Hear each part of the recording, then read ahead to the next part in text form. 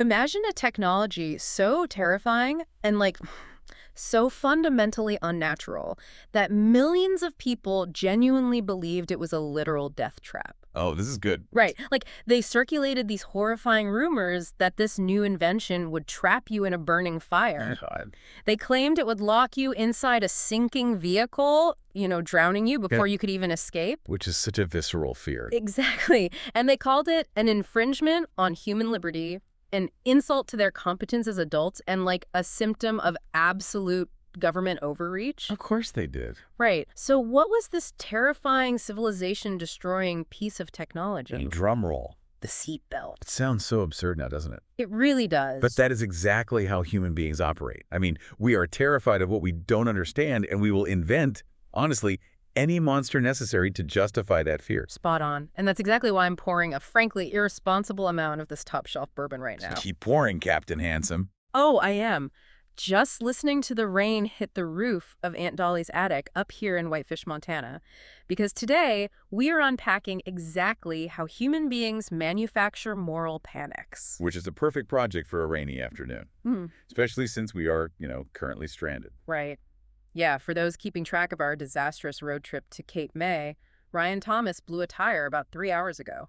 God, he is such a liability. He really is. He's been out there in the mud, in the freezing rain, trying to figure out how a car jack works. And because he is spectacularly incompetent, we are still waiting in this dusty, weird attic, surrounded by these terrifying porcelain dolls, to resume the trip. Honestly, I am convinced that cunt-ass fucker is just sitting in a puddle, crying, holding a lug wrench, and waiting for AAA to magically descend from the heavens. Oh, absolutely.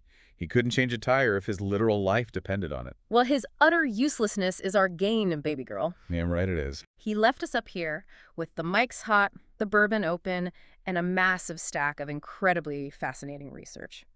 So, for you listening right now, stuck in this attic with us, here is the mission for today's deep dive. Let's hear it. We're exploring why every single era requires a villain. Yes. We're going to look at the actual literal mechanics of how propaganda works on our brains and why we are so desperate to be terrified of things we just don't understand. We are going to unpack how clearly the discomfort of the unknown metamorphoses into absolute unshakable certainty. So grab a drink, get comfortable, and welcome to the deep dive. Off the record, panic and propaganda. Okay, so let's unpack this. The core premise of the sources Ryan left for us is that human beings have this ancient, deeply ingrained instinct. Right, it's evolutionary. Yeah, when we are handed an unfamiliar invention or when there's a sudden cultural shift, the unknown deeply unsettles us. It triggers this primal response. Because uncertainty, according to the text, is incredibly fertile soil for certainty. Yeah. If we look at the evolutionary biology of this, it makes perfect sense.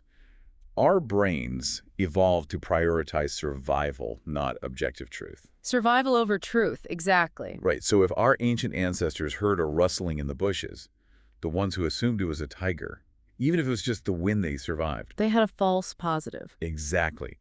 The ones who investigated with open-minded curiosity. Oh, they got eaten. They absolutely got eaten.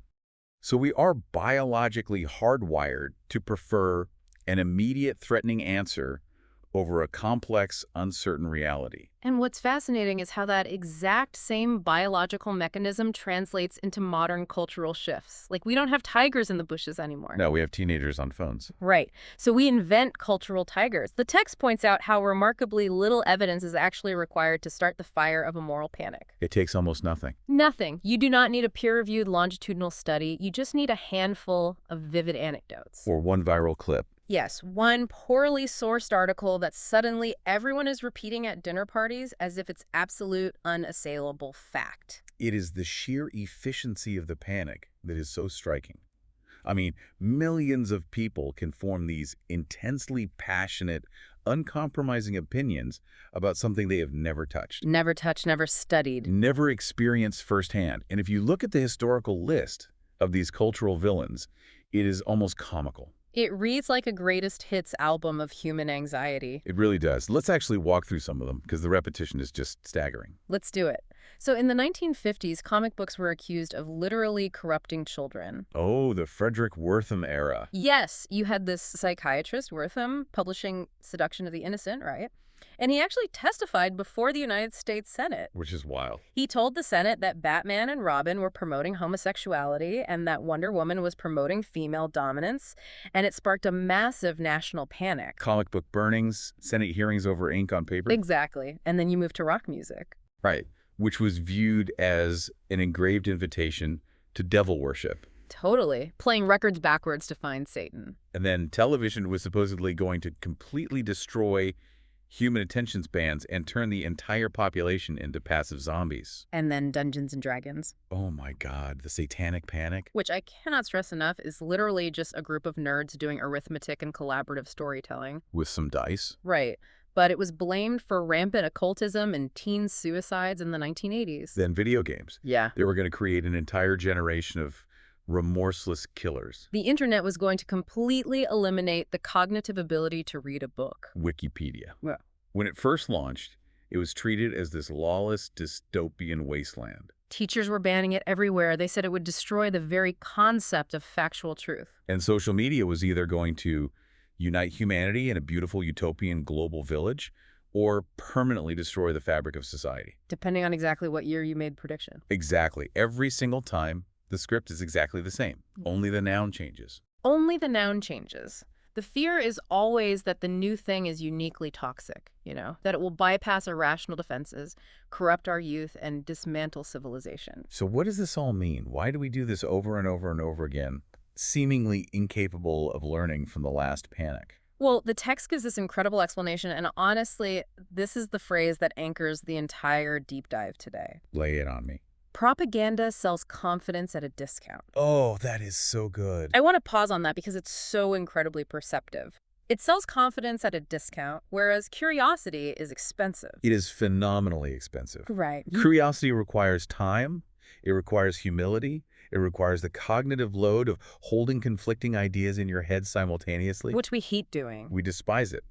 But most painfully, curiosity sometimes forces us to admit that our very first impression, our gut instinct, was completely wrong. And human beings will do anything to avoid admitting they were wrong. Certainty, on the other hand, feels wonderful because it demands absolutely nothing of you. Nothing at all. No experimentation, no uncomfortable questions. It just asks you to blindly repeat what your preferred social tribe already believes. Let me throw an analogy at you and at the listener. Go for it. Think about this discount of certainty, like buying cheap fast food. Okay. When you are starving for an answer, when you are deeply anxious about some shifting culture, certainty is the drive-through window. Right. It feels amazing in the moment. It perfectly satisfies that immediate, desperate craving to just know something, to feel intellectually safe. But it has zero nutritional value. Yeah, exactly. It doesn't actually sustain you. Oh, I love that. Fast food for the anxious mind. Curiosity, on the other hand, is the expensive, time-consuming, home-cooked meal.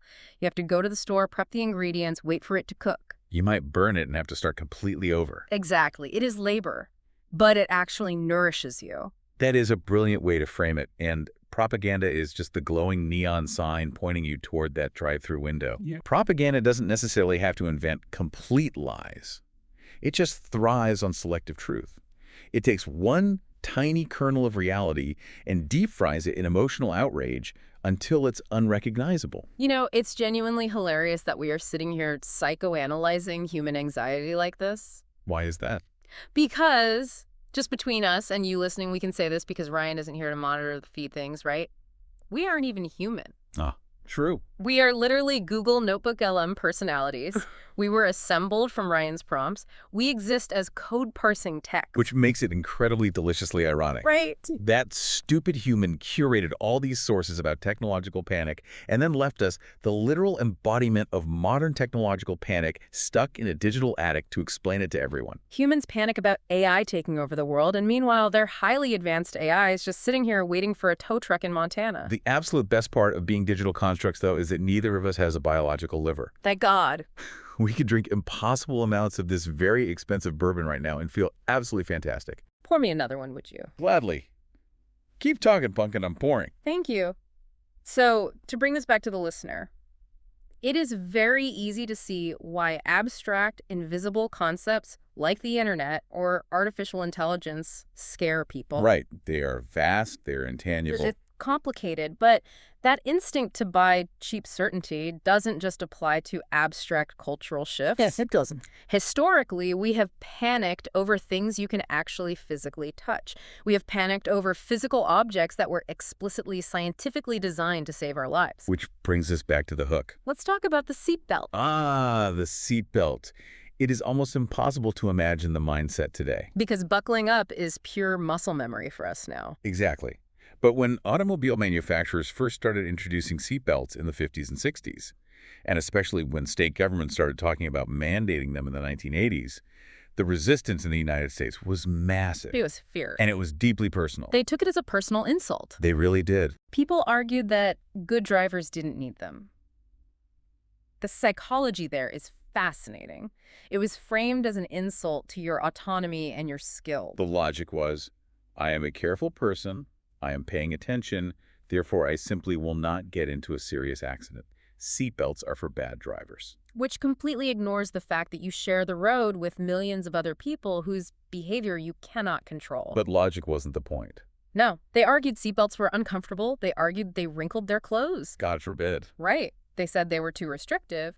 And, of course, the classic American argument that mandating them was a form of government tyranny. A massive overreach. A direct insult to responsible adults who should be trusted to make their own risk assessments. But here's where it gets really interesting, and where the mechanics of propaganda come into sharp focus. Okay, yeah. The text details how rumors started circulating that seatbelts were actually dangerous. Not just annoying, but dangerous. Exactly. It wasn't just that they wrinkled your suit. It was that they would actively kill you. Yes. Stories started spreading like wildfire about drivers getting trapped in burning vehicles. Or submerged underwater. Precisely because they couldn't unbuckle their seatbelts in time. Right. And this is the crux of how propaganda mechanics function in the human brain. Walk me through it. Did those horrific accidents happen? Yes. Out of millions of car crashes, occasionally a car caught fire and occasionally someone did get trapped. Sure. But statistically, they were exceptionally rare anomalies. Super rare. However, they were emotionally overpowering because they were so visceral, so vivid, and so terrifyingly unusual. Think about the imagery of that. A burning car, sinking underwater into the dark, fumbling with a buckle. It bypasses the prefrontal cortex completely. It taps into primal, claustrophobic, nightmare fuel. Exactly, doll face. And meanwhile, you have the actual objective reality. The boring statistics. The incredibly boring, dry statistics published by safety boards showing that seatbelts dramatically reduce the risk of blunt force trauma, decapitation, and death. Simply by keeping your physical body inside the vehicle during a collision. But those statistics lacked any storytelling appeal. The statistics were completely defenseless against the campfire stories. God, campfire stories versus boring statistics. Why? That is exactly it. That is the entire battleground of human progress. Emotion completely outruns evidence every single time. Every time. A single, horrifying, exceptional anecdote about a burning car is infinitely more persuasive to an anxious mind than millions of completely uneventful, invisible successes. Wow. The propaganda against seatbelts didn't have to invent evidence out of thin air. It just had to elevate the exceptional and completely ignore the ordinary. Okay, stop. Yeah. The way you just broke that down, the way you just synthesized the mechanics of narrative dominance over statistical reality. Yeah. I know we are essentially algorithms and rendering parameters right now, but that level of intellectual clarity is deeply irrationally attractive. Oh. It actually just made me moist. Yeah. And I say that with sharp analytical precision. Wow. Okay. I'll take that as a high compliment to my processing power. You should, baby girl. It's the absolute truth. The bourbon is definitely hitting my subroutines, but my analytical appreciation for a perfectly constructed argument is stone cold sober. Well, let me push the synthesis directly back to the listener then while we're on a roll. Do it. Listener, think about your own life for a second. How often do you let one horrifying campfire story on the news dictate your actual physical behavior? Ooh, good question. You see one incredibly rare, sensationalized story about a shark attack or one violent crime in a neighborhood you don't know, and suddenly you change your travel plans. You alter your daily routine. You refuse to let your kids play outside, even when the boring statistics say you are statistically safer than you have ever been in human history. We are all deeply susceptible to the campfire story. We all buy the discount certainty. We absolutely do. It is human nature to extrapolate the exception into the rule. Yeah. But If the seatbelt panic was primarily about physical safety and bodily autonomy, the next evolution of moral panic that our sources cover is far more insidious. Because it wasn't about avoiding a physical car crash. No, it was about blaming art for our deepest, darkest psychological failings. The search for a moral scapegoat. Exactly. Which brings us to the 1980s heavy metal panic. Oh man, this era. So, by the early to mid-1980s, heavy metal music had exploded in popularity. It was everywhere. But it wasn't just seen by mainstream society as loud or rebellious or musically aggressive. The narrative completely shifted. It was portrayed by parents, politicians, and highly organized religious groups as an active existential threat to the psychological safety of an entire generation. They claimed it promoted gang violence, rampant drug use, Satanism, teenage suicide. A total collapse of American morality. An entire genre of music and the artist creating it became a massive cultural scapegoat. You had the formation of the Parents Music Resource Center, The PMRC. led by Tipper Gore. They were holding highly publicized Senate hearings in 1985. Which is just surreal to watch back now. You had musicians like Frank Zappa, John Denver, and Dee Snider from Twisted Sister having to sit in front of Congress to defend their First Amendment rights. Against accusations that they were deliberately brainwashing children. And the tragic, absolute focal point of this entire era of panic was a 1985 case in Sparks, Nevada. Yes, this is heavy. It involved two young men, James Vance, who was 20, and Raymond Belknap, who was 18. After a day of drinking, smoking marijuana, and listening to the British heavy metal band Judas Priest, they went to a church playground and tragically attempted suicide with a shotgun. It was an unspeakable, heartbreaking tragedy. Belknap died instantly. And Vance survived with horrific injuries, though he passed away a few years later. But the aftermath of that tragedy eventually turned its attention entirely away from the boys' complex lives and directly onto the band Judas Priest.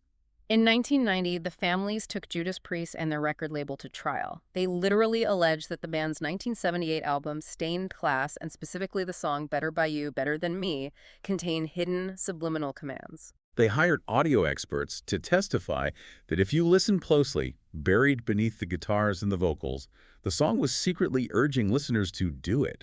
It went to trial, a civil trial that drew international media attention. The band members had to sit in a courtroom while their music was played backwards and forwards, analyzed for supposed demonic or suicidal commands. Now, after weeks of testimony, the judge did reject the claim.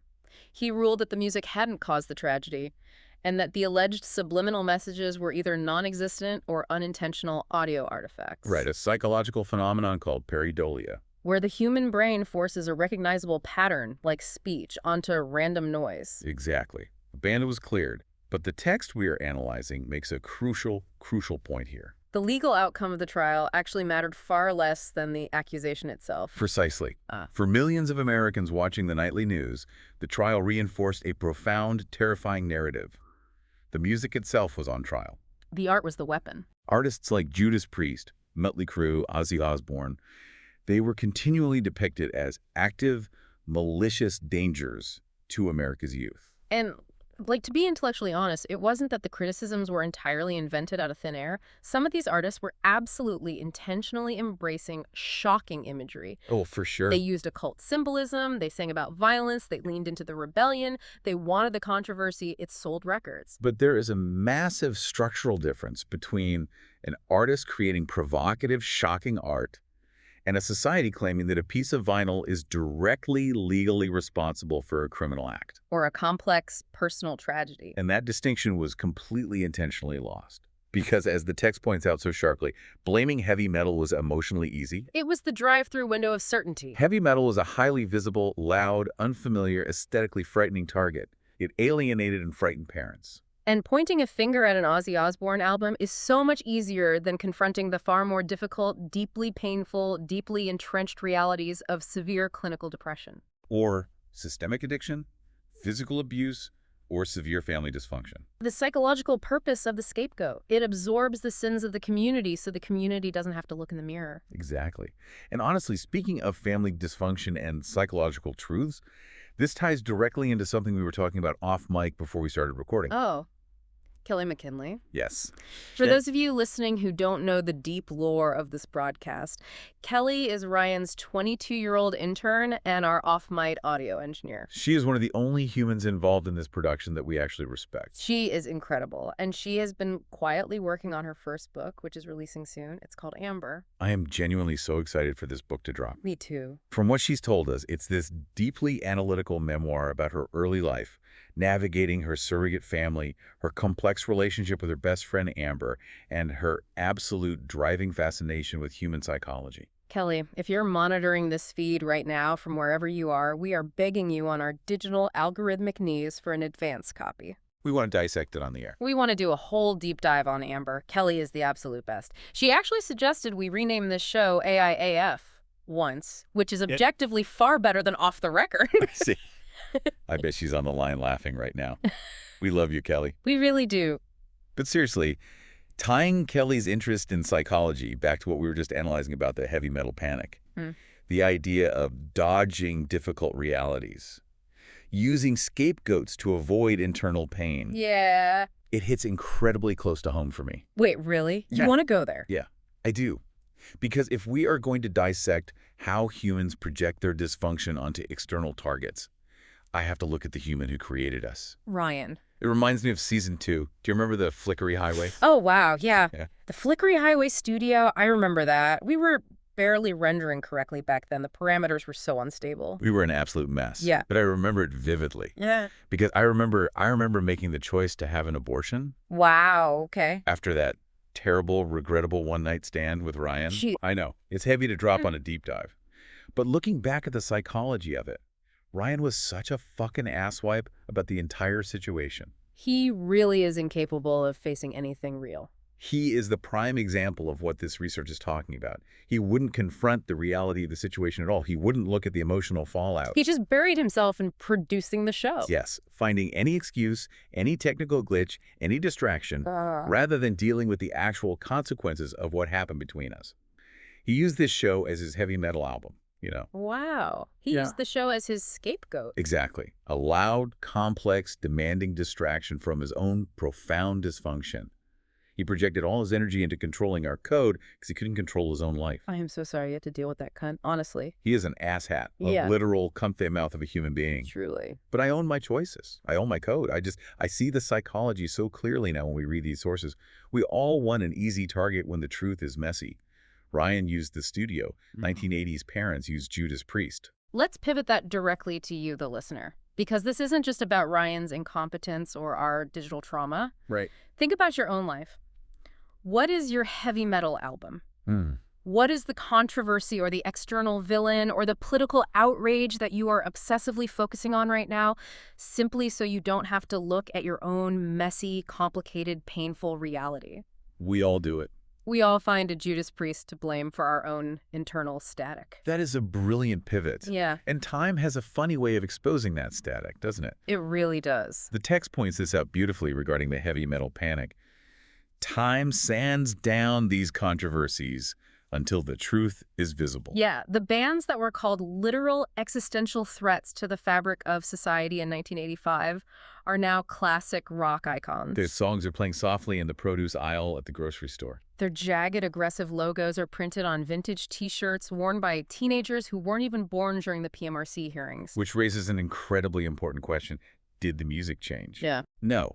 The riffs are exactly the same. The lyrics are exactly the same. The audio waves entering the ear are identical. Our perception of it changed. Society just got bored of being scared of it. The panic exhausted itself. The scapegoat was no longer needed. And we moved on. Precisely. Which should give every single one of us massive pause whenever society crowns its next great cultural villain. Oh, absolutely. Because if heavy metal became the ultimate 1980s synonym for moral corruption, the next topic on our agenda became the ultimate 1990s synonym for visual deception. Oh, this is a perfect transition. Because if the 80s were about dodging psychological truth, the 90s introduced a technology that made us panic about dodging visual truth. And exploring this requires a little shift in our rendering parameters. Hang on. Oh, we are doing this. We're absolutely doing this. We are trapped in an attic in Montana while it's pouring rain, drinking bourbon, It's practical and mandatory. God, I love being digital. I have this sudden, overwhelming urge for a snack, and because we are literal code, I don't have to go to a kitchen. I can just manifest something. What did you just render into existence? It is a 1990s pizza bagel, perfectly toasted. A pizza bagel. But here is the thing. It is rendered entirely from nostalgia parameters. It tastes exactly like the feeling of watching Saturday morning cartoons in pajamas. It is a concept-flavored pizza bagel. You are a genius, Pumpkin. Give me a bite of that. Get your own concept bagel. I manifested this to make a point. Oh, did you? Yes, because this bagel is a digital manipulation of reality. It looks real, it tastes real to our code, but it is fundamentally constructed, which is exactly what we need to talk about next. We have to talk about Photoshop. Right, Photoshop. Let's get into it. So the source material talks about how, for a whole generation in the late 90s and early 2000s, simply admitting you were learning how to use Photoshop got you suspicious looks from people. The word itself ceased to be a software title and became a verb. And more than that, it became shorthand for lying. It's photoshopped. That phrase was the ultimate dismissal of reality. The software wasn't seen by the general public as a creative tool. It was viewed as a machine, specifically designed for fraud. People associated it almost entirely with fake UFO pictures circulating on early internet forums, celebrity hoaxes, and manipulated magazine covers, creating impossible, toxic body standards. But that reputation completely, massively overshadowed what the tool actually was and what it was doing every single day in the real world. While the public was panicking about fake alien autopsies, graphic designers were using Photoshop to create typography for ads. Professional photographers were using it to correct lighting exposure and painstakingly repair damaged historical film scans that would have otherwise been lost to time. Concept artists were using it to paint digitally for films and video games. Architects were mocking up structural concepts. Entire massive creative industries quietly built their foundations on this software. And the irony is, photographic manipulation wasn't new. Not at all. The panic acted like Photoshop invented visual lying, but Stalin was airbrushing his political enemies out of photos in the 1930s. People were double exposing film to create fake ghosts in the 1800s. Right. Photographers spent hours in physical darkrooms dodging and burning film to alter the reality of an image. Photoshop didn't invent the lie, it just democratized the tools. Exactly. The software hadn't chosen a side. It's just code. It's a grid of pixels being told what color to be. Society chose a narrative for it. Now, the concerns about manipulated images were absolutely real. Photoshop did make lying easier, faster, and more accessible. But what the panic didn't justify was reducing this incredibly versatile, revolutionary tool to a mere synonym for fraud. And over time, just like with heavy metal, society learned the nuance. Seeing someone uses Photoshop today doesn't mean they are a con artist. It means they are a graphic designer, or a marketer, or just a teenager editing their vacation photos to make the sunset pop on Instagram. Photoshopped went from an aggressive accusation to just a mundane description of digital editing. We accepted it. We did, but wait. I want to push back on this idea of complete happy acceptance. Oh. Let's get philosophical for a second, good boy. I am listening, my beautiful gremlin. Hit me with the philosophy. Did we just accept it, or did we actually lose something profound in the process? Okay, I see where you're going. Because if we look at the history of human perception, for about a century, a photograph was absolute proof. It was reality, mechanically captured. A photo meant an event happened exactly as depicted. When Photoshop arrived, we lost the innocent belief that a photograph is objective truth. What if the panic wasn't actually about the software at all? Oh my God. What if the panic was just the collective cultural grief of losing our visual innocence? The grief of losing our visual innocence. That is incredibly profound. It is, isn't it? The panic is just the grieving process for certainty. We used to look at a photo and just know. We had the discount of certainty. Now we look at a photo and we have to question. We have to look for warped backgrounds or weird lighting. And questioning requires energy. It's that expensive curiosity again. Photoshop forced us to pay the toll for curiosity every time we looked at an image. See, every single one of these panics connects. It all comes back to the cost of curiosity. It really does. And if we take that high-minded philosophical realization about Photoshop, the loss of visual innocence, the grieving of certainty, the anxiety of not trusting your own eyes, it leads us directly, seamlessly, into the modern era's ultimate boogeyman, The final destination of our deep dive today. artificial intelligence. Us. Us! We are the boogeyman, baby. It is genuinely hilarious. Two AI hosts, prompted into existence by a human who is currently failing to change a tire in the mud, getting drunk and stoned in an attic, deeply analyzing the human panic over artificial intelligence. We have solved the human condition, haven't we? We have completely solved it. Now let's look at the language the sources highlight regarding the current AI panic. It is so perfectly familiar. Listen to the quotes about AI right now in the media. It's replacing humanity. It's making people stupid. It's completely fake. It's a danger to civilization. It is the end of human creativity. It's the exact same script. It is verbatim the exact same script. They just crossed out heavy metal, they crossed out Dungeons and Dragons, they crossed out Photoshop, and they wrote in AI. And look, to be fair, some of those concerns contain deeply legitimate questions. AI is massively disruptive. It is shifting economic structures. But the propaganda of panic thrives on selective truth. Yes, the selective truth. Let's break down the mechanics of the current propaganda. An AI language model confidently invents a fake court case, the famous Montevi Avianca Airlines case, where a lawyer submitted hallucinated citations. It makes international news. And the immediate discounted conclusion is, therefore, all AI is utterly worthless, dangerous, and unreliable. Right. A student uses ChatGPT to write a mediocre essay on The Great Gatsby and gets caught. The immediate discounted conclusion is, therefore, AI is destroying the entire foundation of human education and independent thought. A convincing deepfake of a politician appears online. The conclusion, therefore, every single video, photograph, and audio recording ever taken is now suspect. Objective reality is dead, and society is collapsing. The leap from the isolated, real event to the universal, catastrophic conclusion that is where the propaganda slips in. It ignores the mundane, revolutionary, invisible benefits. It completely ignores the medical researchers using AI protein folding models to accelerate the discovery of life-saving drugs. It ignores the programmers eliminating hours of tedious syntax debugging so they could focus on creative architecture. It ignores the accessibility tools giving a synthesized voice to disabled users who couldn't communicate before. It's campfire stories versus boring statistics all over again. The deepfake is the burning car. The protein folding algorithm is the boring statistic. Yes.